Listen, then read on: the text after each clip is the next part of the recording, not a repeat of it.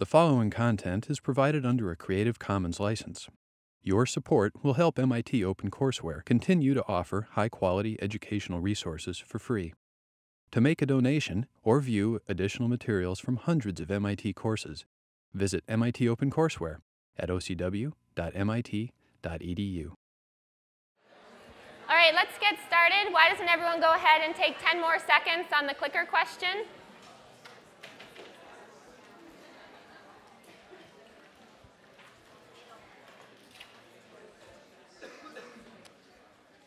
All right, and let's see how we did. All right, excellent job, 86% of you. That's right.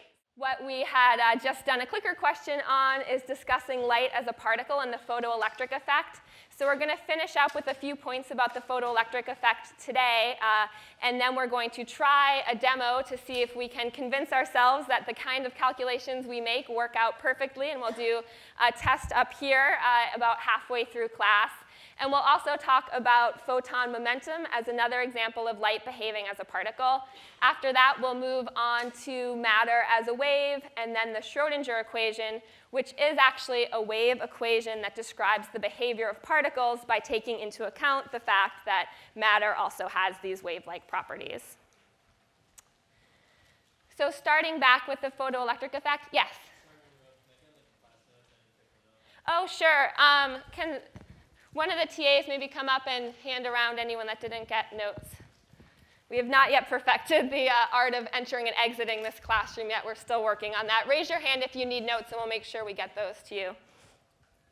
All right, so where we left off with the photoelectric effect was when we first introduced the effect, we were talking about it in terms of frequencies. So for example, we were talking about a threshold frequency as in a minimum frequency of light that you need in order to eject an electron from a metal surface. What Einstein then clarified for us was that we could also be talking about energies. And he described the relationship between frequency and energy, that they're proportional. If you want to know the energy, you just multiply the frequency by Planck's constant. So now we can talk about it in different terms. For example, talking about E sub I, which is the incident energy, or the energy of the light that comes in, or talking about work function here, and that's just another way to say threshold energy. So the work function is the minimum amount of energy that's required in order to eject an electron. And most of you understand this relationship here, which is a little bit cut off, but it is all the way on in your notes. And that is what you solved the clicker question on, how you can figure out, for example, the kinetic energy of the ejected electron by looking at the difference between how much energy you put in and how much energy is required to eject that electron in the first place. So in this class, we'll be talking about energy a lot, and it's often useful to draw some sort of energy diagram to visualize the differences in energy that we're discussing. So we do this here for the photoelectric effect. And in terms of the photoelectric effect, what we know the important point is that the incoming photon has to be equal or greater in energy than the work function of the metal. So here we have energy increasing on the y-axis, and you see this straight line at the bottom here is lower down on the graph, and that's the energy of a bound electron. So that's going to be a low, stable energy. But we see if we have a free electron, as we do in this dotted line here, that's going to be a higher energy. That's less stable. So if we want to go from that stable state to that less stable state, we need to put in a certain amount of energy to our system, and that's what we define as the work function here, that difference between the free electron and the electron bound to the metal. So the most basic case to understand, which is what we just saw, is a case where we have the incident energy coming in, and that incident energy is greater than the work function. And in that case, what we see is that we have an electron that is ejected. That makes sense, and it also makes sense that this little extra bit here, that's the amount of energy that we have that goes into the kinetic energy of the electron. So that's how we could also graph figuring out the kinetic energy. So in the second case, what we have is what happens if we have the incident energy at some amount that's less than the work function. And in this case, we're showing 1/2 of the work function. So in this case, we don't have enough energy to eject an electron. So an electron is not ejected. And that's pretty clear, too. And the question I want to pose to you is instead the third case here. So in the third case, what I'm showing is that we have, now we're not just talking about one photon, we're talking about 3 photons. Let's say we shoot them all at the same time at our metal, each of them having some energy that's, let's say, 1/2 the work function. So just to take a little bit of an informal survey, who thinks here that we will have an electron that is ejected in this case? So a couple hands, all right. And what about who thinks that we will not have enough energy here? All right, we've got a big majority, and both are logical ways of thinking, but it turns out that the majority is correct, which is not always the case, but the electron is not ejected in this case. And the reason for this, and this is a very important point about the photoelectric effect, and the point here is that the electrons here are acting as particles. You can't just add those energies together. One individual particle is being absorbed by the metal and exciting an electron. So having other particles around that have the same energy that you could technically add up if you were adding them up like a wave, you can't do the same thing with particles. They're all separate. So the take-home message is whether you have 3 photons or 3 million photons that you're shooting at your metal, if you're not at that minimum frequency or that minimum energy that you need, nothing is going to happen.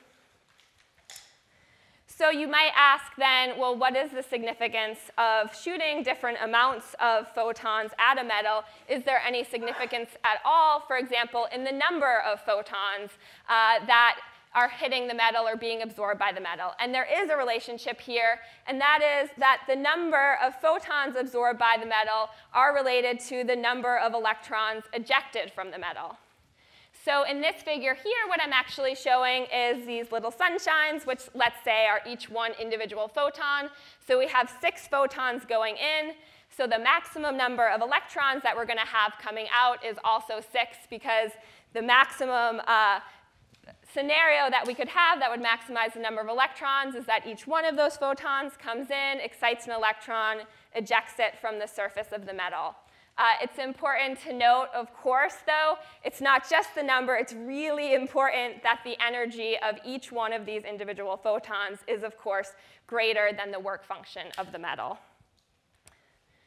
So that's, in fact, it's that number of photons that we're talking about when we refer to the intensity of light. And the intensity of light is proportional to that number, because when we talk about intensity, really we're talking about the amount of energy that a stream of particles, a stream of photons has per second. So if we have a high intensity, we're talking about having more photons per second. And it's important to note also what that does not mean.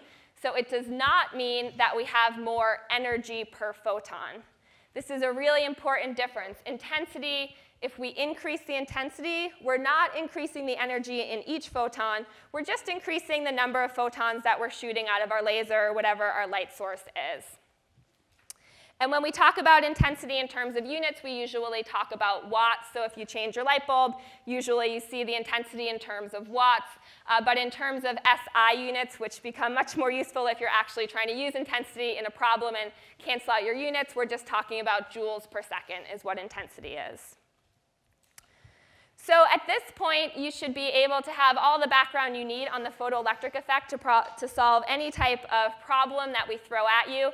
And you see 3 on this problem set, and we'll probably give you 1 more on your next problem set. And the reason we ask you so many questions about the photoelectric effect is because it actually is very similar to ionization energy that we'll talk about later, also problems dealing with photoelectron spectroscopy. So we want to make sure that this is something the entire class is 100% solid on. Sometimes the questions are worded quite differently, so I just want to sum up here the different ways they could be worded. For example, if we talk about photons, of course, we also just mean light. Sometimes we refer to this as electromagnetic radiation. And there's several ways that you might be asked this in a problem or that you might be asked to answer. Sometimes we might just directly tell you the energy of the photon. That's probably the easiest scenario, because when we think about work functions, those are usually reported in energy. So since that's the easiest scenario, you can probably be sure it's not going to be too frequently that you're just given the energy, right? That might be too easy. So really what we'll probably do is instead either give you the wavelength or the frequency, and you'll go ahead and calculate the energy from there. In terms of talking about the electrons, I wanted to point out that in the book and other places, you might see electrons referred to as photoelectrons. That's sometimes confusing for people because it seems like, okay, is it a photon or is it an electron? I just want to clarify that it is an electron. It's called this just because it's an electron that results when an electron absorbs a photon's worth of energy. So thus, it's a photoelectron. And if we talk about electrons or photoelectrons, again, we can describe it in terms of energy. We can talk about velocity. And from there, of course, you can figure out the energy from 1/2 mv squared. And actually, we can also describe the electron in terms of wavelength. So you don't actually know this yet from this class. You'll know it by the end of class that electrons can, in fact, have a wavelength. So once we cover it, it will then be fair game to ask these photoelectron spectroscopy or these photoelectric effect questions using the wavelength of the electron. Also, to point out, a lot of times you'll see electron volts instead of joules. This is the conversion factor here, just so you all have it in your notes. All right, so let's test what we in fact know about the photoelectric effect. And before we do that, actually, we're going to calculate what we would predict. So when we do the demo, it will be meaningful, and we can tell whether we're successful or not. So hopefully, we will be successful. And as I point this out, we now know how to do any kind of photoelectric effect problem. Also, this means you should be able to go back to Monday's notes where we filled in all those graphs, which were what different scientists were observing when they were measuring either the frequency or the intensity of light that was irradiating different types of metals, and also the number of electrons ejected and the kinetic energy of those electrons ejected. You should be able to maybe print out a blank copy of those notes from the website and fill in all those graphs, not for memorizing them, but now just understanding how the photoelectric effect works. All right, so let's do an in-class problem, and this will be done with zinc. We have a zinc plate up here, and we're going to, in a minute, I'll describe how we can probe if electrons are coming off of it. But we're going to irradiate it with 2 different light sources. We have a UV lamp right here, which is centered at a wavelength of 254 nanometers.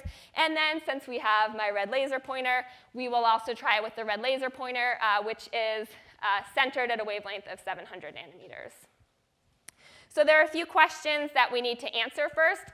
So we want to see, do we expect to eject electrons off of this metal surface, or do we expect that we don't have enough energy? So that means we're going to need to figure out what is the energy per photon that's emitted by that UV light. Also, what's the energy per photon of this red laser pointer? And then it's also worth trying a calculation dealing with intensity. So let's also try calculating the number of photons that would be emitted by this laser pointer if, for example, we were to use it for 60 seconds and this were a 1 milliwatt laser. So let's do some of these calculations. Starting first with what is the energy per photon, and let's start with the UV lamp. So we know that energy is equal to Planck's constant times nu, but what we know about the lamp is its wavelength, or the light that's emitted. We know that nu is equal to c over wavelength, so we can figure out the energy of each photon emitted by our UV lamp by saying E is equal to hc over wavelength. So let's just plug in these numbers here. That means our energy is equal to 6.626 times 10 to the negative 34 joules times seconds. And then we have c, the speed of light, 2.998 times 10 to the 8th meters per second. And we want to divide all of that by our wavelength. And to keep our units the same, we'll do meters. So that's 254 times 10 to the negative 9 meters. So hopefully, if some of you have your calculators with you, you can confirm the answer that I got, which is that the energy is 7.82 times 10 to the negative 19 joules. So remember, what we're talking about here is the amount of energy that's in each photon. So if we think about the work function for zinc And the work function for zinc is 6.9 times 10 to the negative 19 joules. Do we expect that when we shine our UV light on the zinc, we'll be able to eject electrons? What do you think? Yes? Good, okay. Anyone disagree?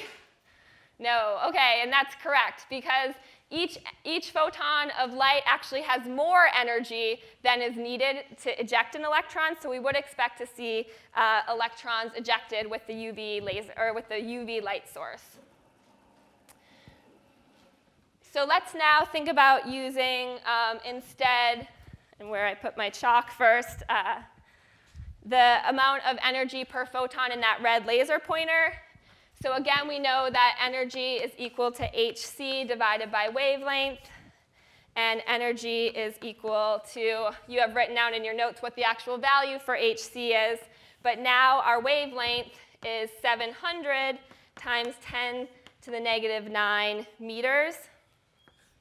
And what we end up with for the energy then is 2.84 times 10 to the negative 19 joules. All right, so please raise your hand now if you think there'll be sufficient energy to eject eject electrons from the metal surface. And raise your hands if you think there won't be. Okay, good hand raising technique. Yes. In fact, there is not enough energy in a single photon to go ahead and eject an electron from this zinc surface. So our last question we ask is, and I'll move over to this board here. What's the total number of photons emitted if we give this given intensity for 60 seconds? So keep in mind that 1 milliwatt is just the same as saying 1 times 10 to the negative 3rd joules per second. So we have 1 times 10 to the negative 3rd joules per second.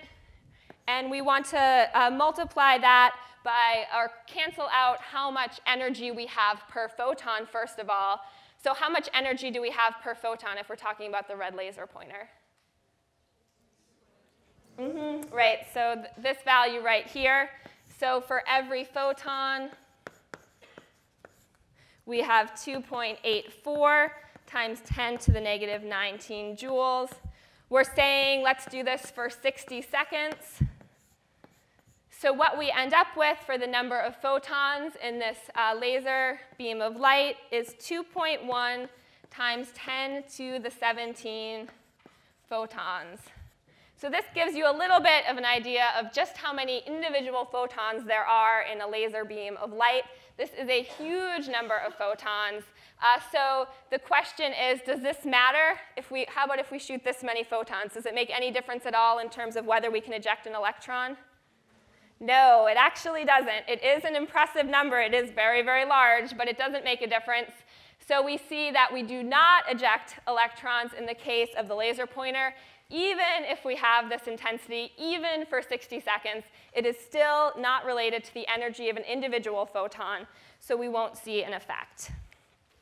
All right, so let's hope that we can confirm our predictions here by actually doing it, and Professor Drennan will help me out by loading up our device with electrons.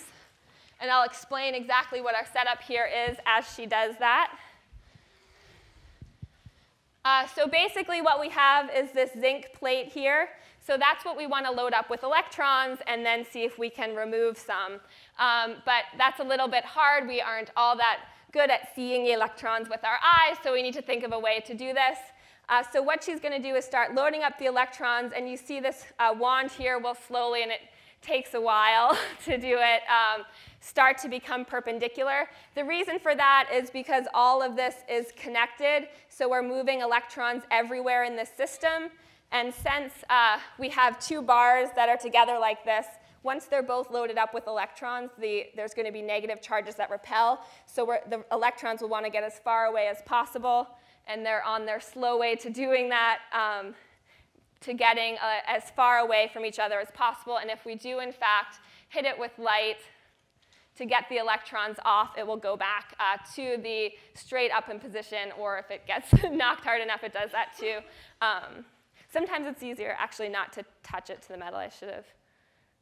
It's hard to see if there's something behind Oh, I see. Yeah. So our technology TA is also our paper TA. Darcy will hold up the yellow paper. All right, there we go. Now we're making a little progress. Oh, that got. Okay.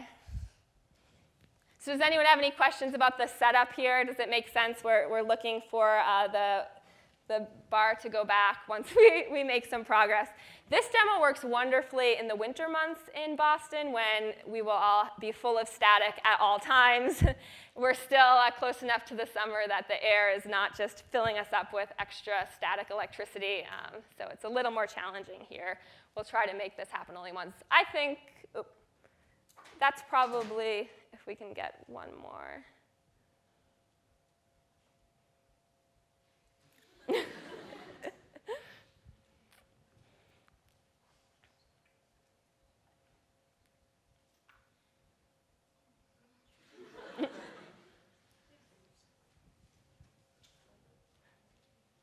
So it works. I think it's just getting too much momentum back. Sometimes it helps to not actually hit the metal. Just put it next to the.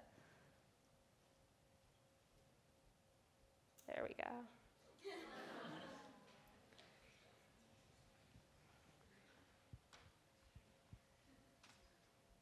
I wonder if there's some UV light coming out of this new lighting setup in our classroom here. That would be a little tricky. Actually, is this turned off too?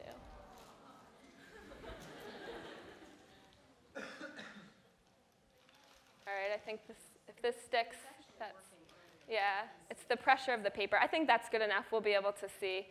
If you can keep showing that, though, Darcy, we'll try different scenarios, and I'll try not to put laser in your eye. So actually, you can look down as well as an added precaution. All right, let's try it with that. That's enough then. So the first thing we're going to try is with the red laser pointer, because that we are expecting not to have an effect, and that will prevent Professor Drennan from having to charge up our apparatus again. So Darcy will look down at this moment, and we will hit this with the laser pointer, and what we see is nothing is happening at all. OK, good. Control 1 working. So now we'll very carefully take our UV light source. Darcy, again, will divert her eyes and her skin. Let me make sure this is actually on. Actually, I don't think it is.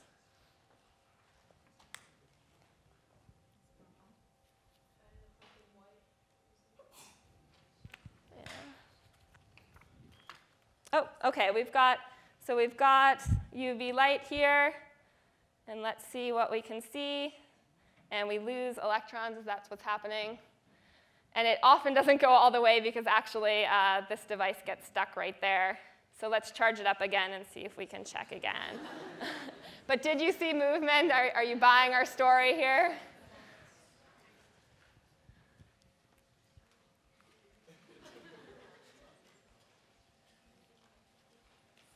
This is actually very representative of when you do research in the laboratory. You will find often things do not work quite exactly as they worked 20 minutes ago when you just checked it in your office, for example. And sometimes it's a matter of factors that you need to figure out what it is. And maybe it's that there's extra light in the room we don't know about. It might just be. Yeah, so now we did get it back to the starting position. Next time, maybe we'll charge it up before glass. All right, so we kind of saw what was happening here. You saw it move a little bit. They'll keep trying to get it going, but maybe we should move on with our lives here while this is happening. And we'll click it back at the end, and if we have a nice setup at any point, I'll just stop, and we'll go back and we'll look at it again, since I think that's just not going to happen right now. So let's switch actually back to our notes.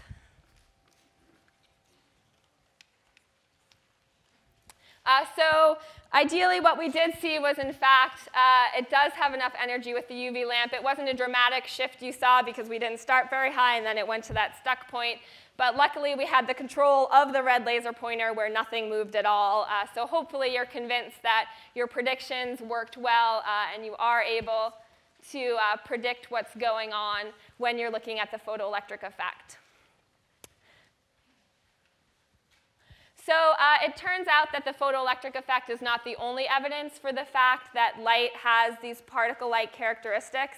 And one thing that Einstein put forth is he figured if, well, what we're saying is that light is in fact a stream of particles, each one of those particles or photons must therefore have a momentum. And that's really neat to think about because photons, of course, are massless particles. They have no mass. So it's neat to think about something that has no mass but that actually does have a momentum. And the relationship that he put forth is that the momentum is equal to Planck's constant times nu divided by the speed of light, or it's often more useful for us to think about it in terms of wavelength. So since the speed of light equals lambda nu, we can say that momentum is equal to h divided by lambda. And there was experimental evidence that came along that supported this, and this is called the Compton scattering experiment. And this was done by Arthur Compton, and basically what he did was he took X-ray light, which had some frequency, which was a very high frequency because it was X-rays, and he shot it at a stationary electron.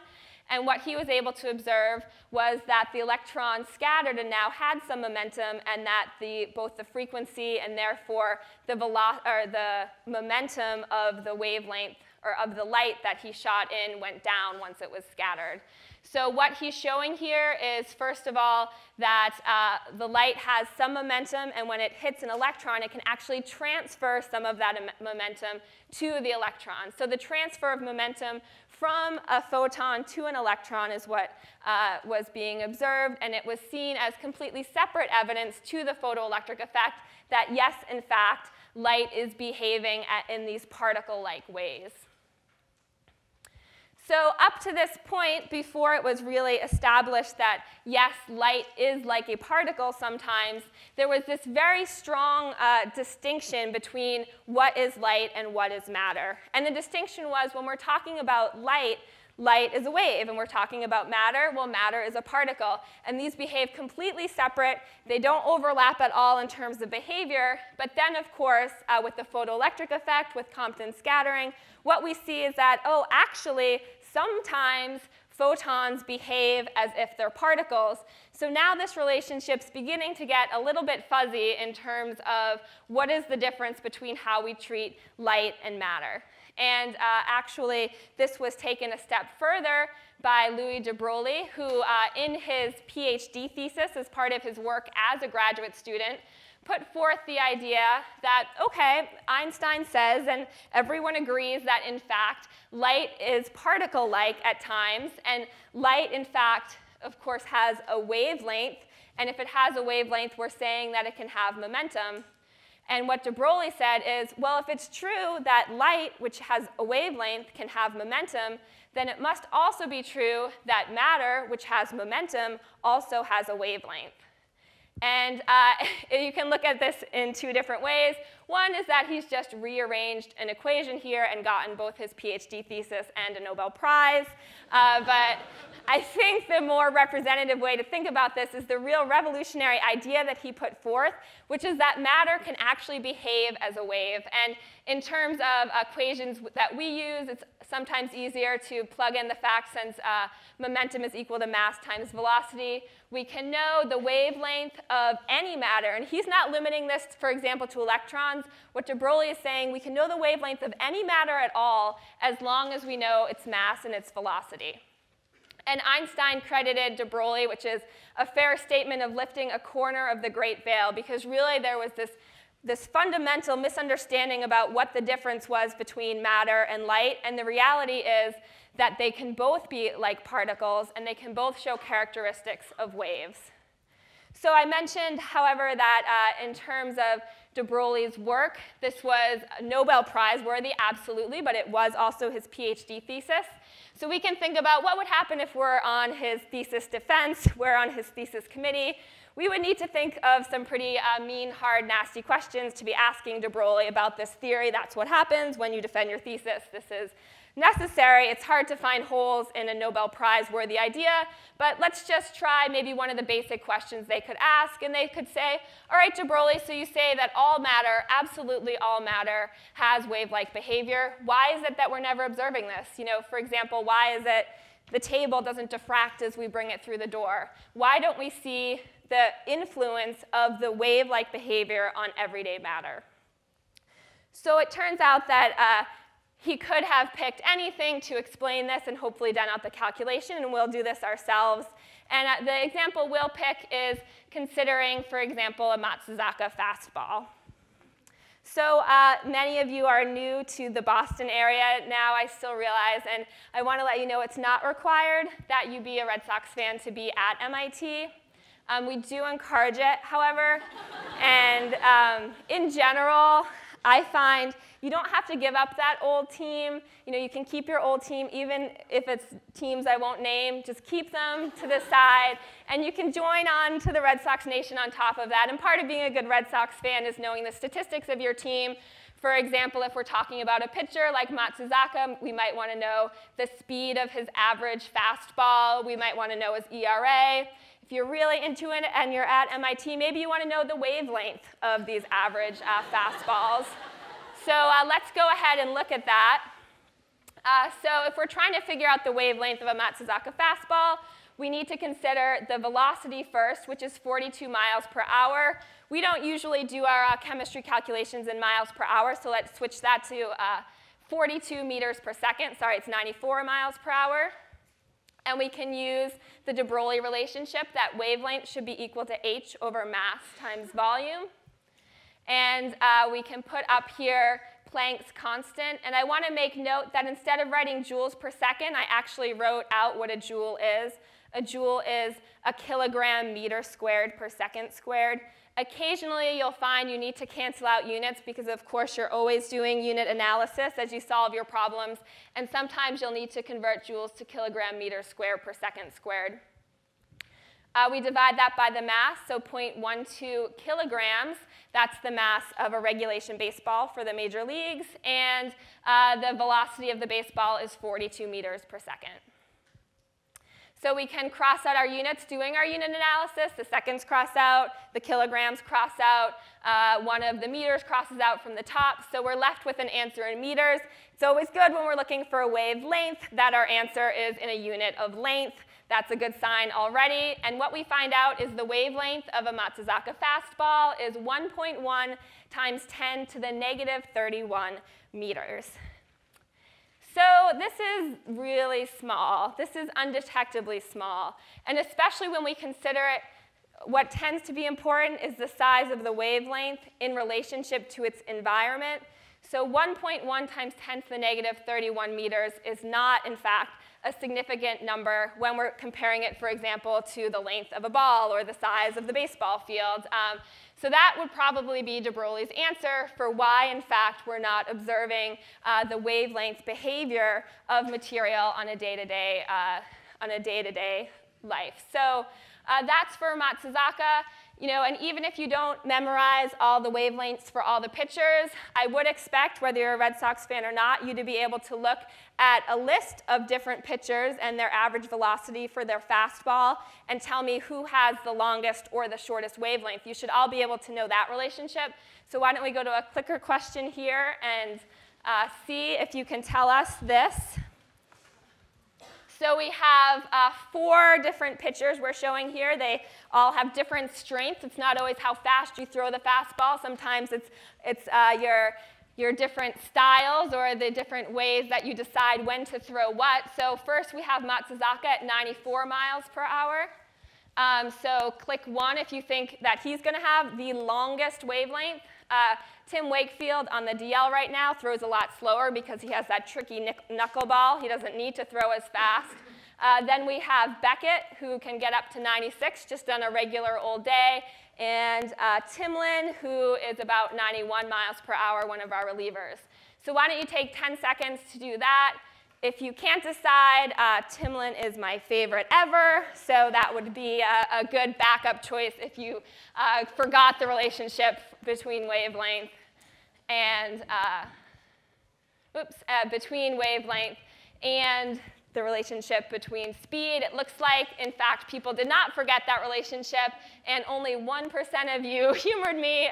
So let's see what the correct answer is. And it is, in fact, Wakefield, right? Because there's an inverse relationship between how fast a particle is going and what its wavelength is. So wavelength, in terms of wavelength, Wakefield has the largest wavelength, but in terms of being significant, we're still not even close. It's still undetectably small. Yes? Why doesn't wavelength go to infinity as the stop, like a standing object? As it stops. So let's think. I would think that it would approach infinity, and I would need to think about it and get back to you in terms of why we don't actually hit it and see something with an infinite wavelength. I'm sure there's some upper limit, as there are to most things. Like if we think of wavelengths of different types of light, there is so large that you can get, but you would be approaching that level. All right, so we can switch back actually to our notes here. Oh, do we have? OK, we're going to just try this one more time, just so you can see it. It'll still likely get stuck in that spot, but we'll just show you one more time the effect of the UV light. And actually, we'll throw in an extra trick here, too. We know that UV light gets absorbed by glass, so it shouldn't be able to go through the glass. So first, if Professor Drennan can try it through the glass, and we see nothing's happening, let's move the glass away. All right. Whew.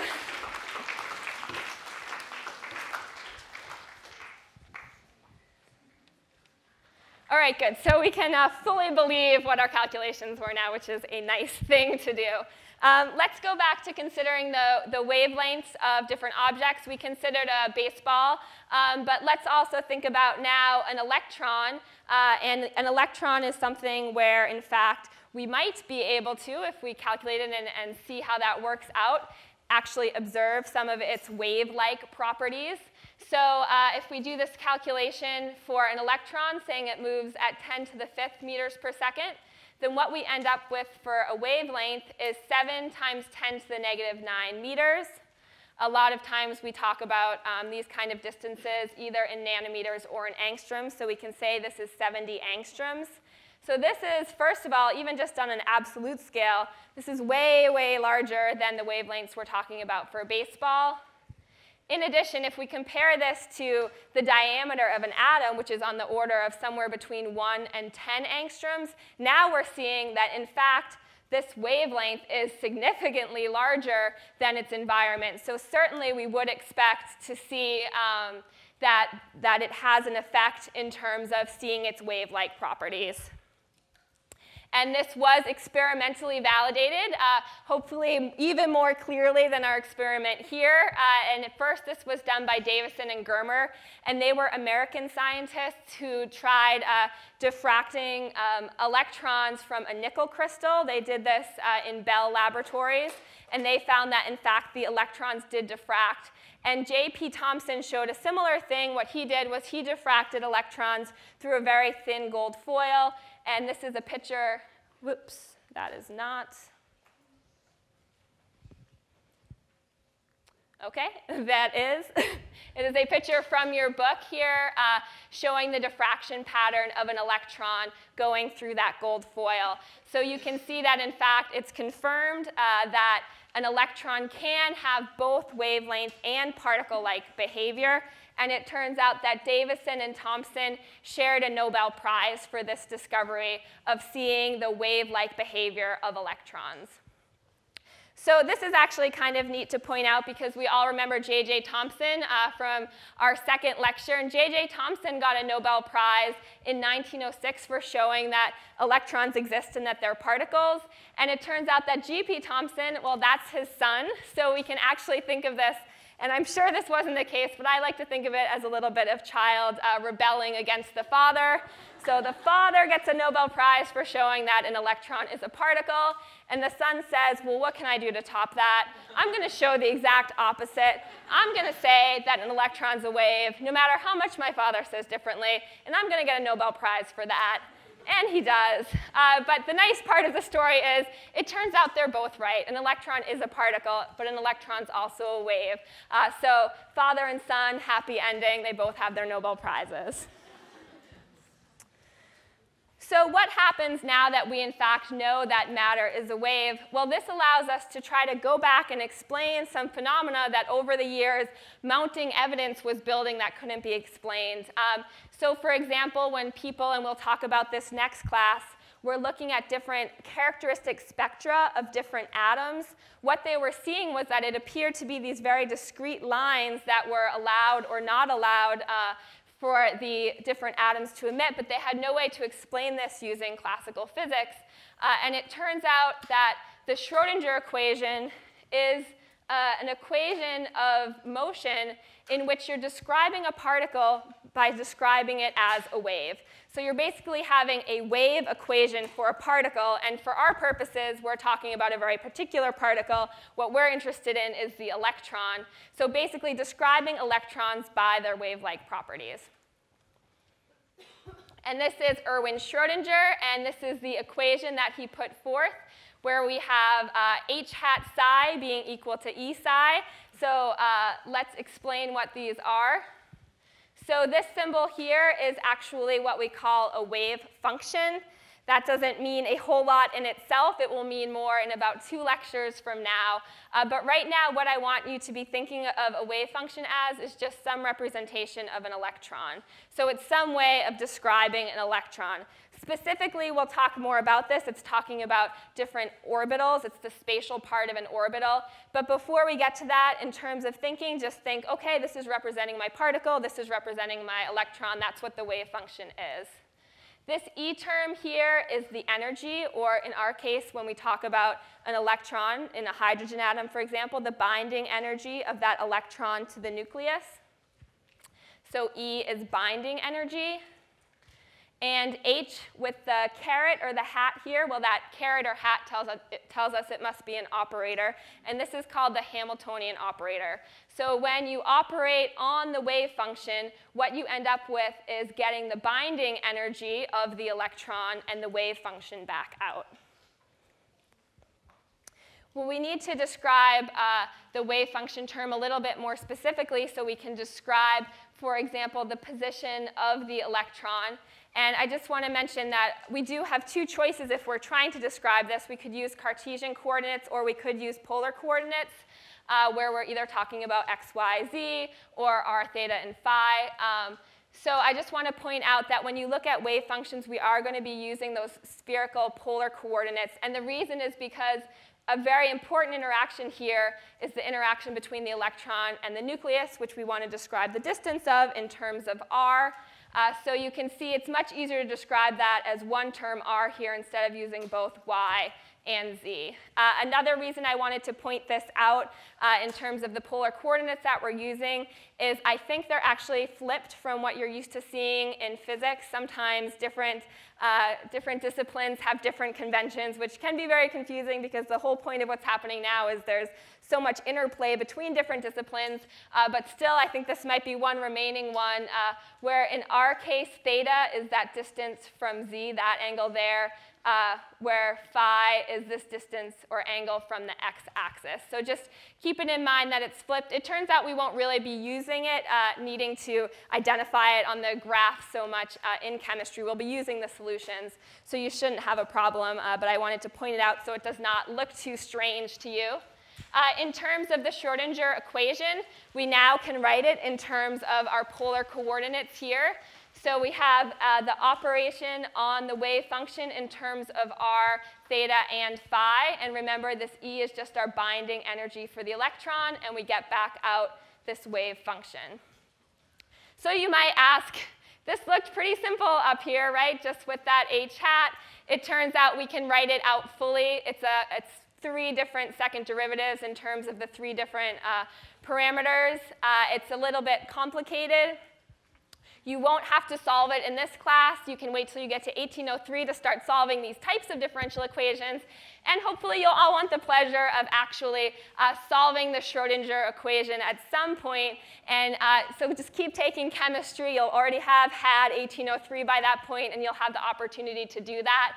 What I want to point out also is that this is h hat, the Hamiltonian operator, written out For the simplest case we can even imagine, which is a hydrogen atom where we only have one electron that we're dealing with, and of course, one nucleus. So you can imagine it's just going to get more and more complicated as we get to other types of atoms and, of course, molecules from there. So we just want to appreciate that what we'll be using in this class is, in fact, the solutions to the Schrödinger equation. And just so you can be fully thankful for not having to necessarily solve these as we jump into the solutions, and just knowing that they're out there, and you'll get to solve it at some point, hopefully, in your careers.